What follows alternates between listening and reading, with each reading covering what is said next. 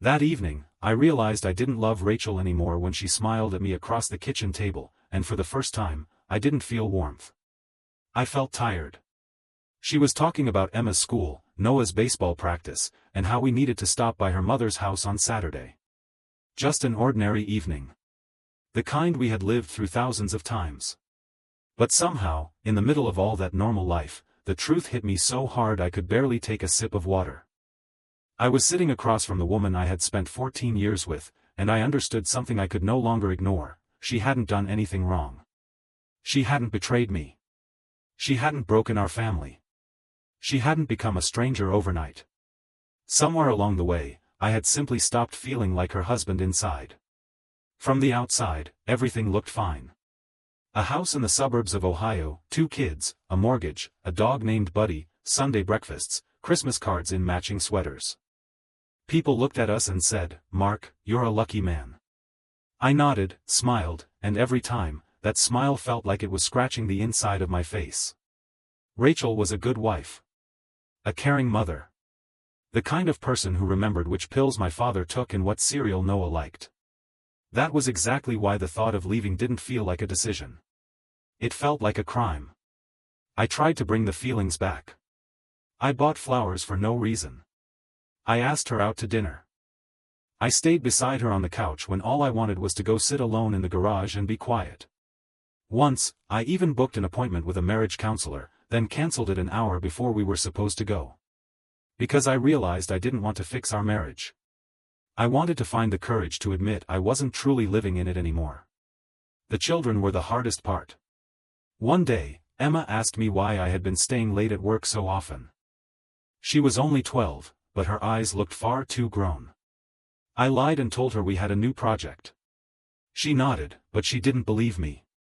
Children always feel the cracks before adults dare to name them. On Friday night, Rachel found my bag in the trunk of the car. Inside were 2 shirts, a charger, an old book, and the key to a small apartment I had rented for a month. I hadn't planned to leave that night. Maybe I just needed to know the door existed. She stood by the car, holding the key in her hand. "Did you meet someone?" she asked. I shook my head. It would have been easier if I had said yes. Then she could have hated me. But the truth was worse. I lost myself beside you, Rachel. And the worst part is, it's not your fault. She was silent for a long time. Then she sat down on the front step, as if her legs could no longer hold her. "And all this time," she said, "I thought you were just tired." Those words hurt more than shouting ever could have. I sat beside her, but I didn't take her hand. Not because I didn't want to comfort her. Because I no longer had the right to pretend. We talked until almost sunrise. About the kids. About the house. About how not to destroy their world with one sudden move. Rachel cried quietly, without making a scene, and somehow that made it worse. I expected accusations, but all she said was, "I don't want you to stay out of pity." A week later, I moved into that small apartment. Emma didn't speak to me for 10 days. Noah asked if I would still come to his games. I told him I wouldn't miss a single one, and for the first time in a long time, I said something true without feeling resistance inside. I didn't leave for some bright, free new life. Those first evenings, I sat on the floor among the boxes and listened to how loud silence could be. Freedom didn't feel like joy. It felt like responsibility. Sometimes love ends without an explosion.